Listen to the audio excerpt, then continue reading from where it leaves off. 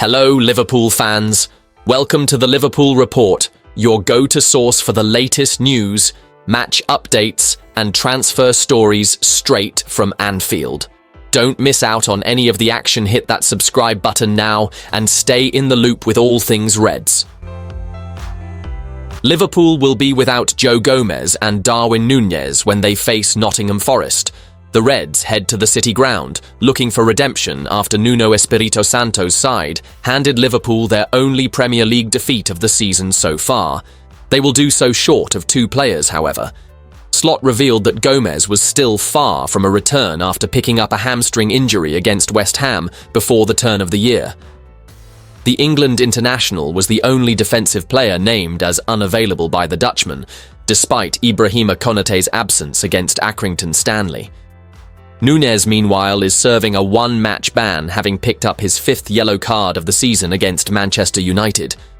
The striker would be unlikely to start the game, however, and endured a fruitless afternoon during Liverpool's FA Cup third-round win. Nevertheless, Slot will hope to earn a better result at his second attempt at facing Nottingham Forest. The former Feyenoord boss was frustrated at defeat in September and criticised his side's loss against a team not believed to be of the same calibre. Forest have since established themselves as a Premier League contender and sit third in the division, 6 points behind Liverpool. Slot has admitted he made a mistake in his initial assessment of the result. They have already shown how good a team they are. In general, whenever Liverpool are home game, it is something we don't expect. Slot said in his press conference, "For us to lose then was hard to take. It's now not as much of a shock result as I thought back then. They had a very good game plan." Slot conceded he had been surprised in the team's first meeting of the season. "I watched it back because I wanted to see what we did back then and what we can do now," he continued. "For us, it was a surprise that Hudson-Odoi and Elanga weren't starting. They are playing so well. It would be a surprise if they didn't play now. We are prepared for both. They have a similar playing style, and we have a similar playing style. Liverpool's boss won't make the same mistake again." Slot said, "If Forest is up there with us, they are definitely a team that are in competition for us. They deserve to be treated like this. Look at how they play and their results. It will be a very difficult challenge to get the result." Liverpool are already flying high as Premier League leaders, but Elon Musk has the potential to take the Reds to new heights. Speculation is abound that the SpaceX founder could launch a bid for the Reds after his dad, Errol, said his son is indeed interested in a takeover. However, the technology magnate's father raised caution as he added the caveat, "But that doesn't mean he's buying it." It's understood Fenway Sports Group isn't looking to sell its baby, which is valued by Forbes at an estimated £4.3 billion. However, if anyone has the kind of stubbornness and pulling power required to get a deal done, it's likely to be the richest person on the planet today.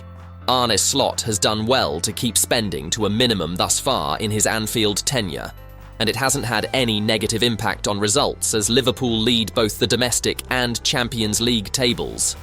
But Mirror Sport explores which market-shifting transfers the club could complete with Musk calling the shots. Although the real value would have come from signing Kylian Mbappe on a free when he left PSG, the possibilities are nigh endless with Musk money running the show. Plus, with the right planning and patience over the next few years, who's to say Liverpool couldn't balance the books well enough to add the World Cup winner to their ranks? Mbappe's Real Madrid contract isn't due to expire until 2029, with the forward earning a whopping £250,000 after tax for the duration of that deal. That figure isn't all that ridiculous compared to Liverpool's current wage structure, with Mohamed Salah understood to be on a similar sum. Mbappe, 26, has revealed he has looked to FSG minority owner LeBron James for advice in the past, telling GQ magazine he is much farther along in his career than I am, and projects outside of sport have cemented his place as a sporting legend. Being able to ask for advice from inspiring figures like him provides an opportunity to adjust my plan and create my own approach that is as effective as possible in terms of helping young people today. Unlike Real, Liverpool couldn't afford to wait for Mbappe's current deal to expire, given he'll be nearing his 31st birthday by the time that date rolls around. However, Musk could provide the financial capital needed to finance a transfer ahead of time and feasibly tempt Real into selling their star, who has scored 13 goals in his first 25 outings for Los Blancos. Liverpool have already had the displeasure of feeling Alexander Isak's wrath this season. The Swede scored 1 goal and assisted another as Newcastle drew 3-3 against the Reds in December, making the Magpies one of only 2 Premier League teams to take points off Slot's side, at home term Arsenal being the other. Manchester City superstar Erling Haaland is perhaps the most valuable centre-forward in the world right now, but the added nuance to Isak's game makes him the better fit for Liverpool. And it's that ability to create, as well as hold up play and get in behind defenders like Haaland, that makes him the greater attraction. Saudi-owned Newcastle have reportedly placed a £150 million price tag on their frontman, who has 13 Premier League goals this term if they are to cut ties. And after the inconsistencies of Darwin Núñez, there is arguably no better player than 25-year-old Isak to lead Liverpool's front line for seasons to come. Much of this season's chatter at Anfield relates to Virgil van Dijk's future and the fact his contract is due to expire in June. As he prepares to turn 34 this summer, it's easy to see why the Reds may be cautious over any new deal for the Dutchman, who has etched his name as arguably the best centre-back in Premier League history. But Arsenal's William Saliba is well on his way to rivaling that legacy and has something of a head start, considering he's still just 23 years old. For context, Van Dijk didn't even arrive in England until he was 24, and Gunners' counterpart Saliba already has 111 appearances for Arsenal, who would be dead against selling to a direct rival under normal circumstances. After all, who better to eventually take up Van Dijk's mantle than the player being touted as his successor in England's top flight? Liverpool's defence looks that much lighter when Van Dijk is taken out, but the likes of Ibrahima Konate and Joe Gomez would receive substantial security if Saliba was to fill Van Dijk's boots.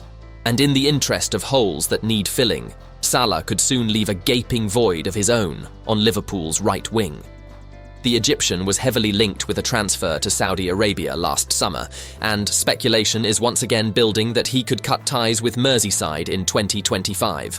If Salah is the world's best in his position at present, then 17-year-old Lamine Yamal may already be the number 2 on that list.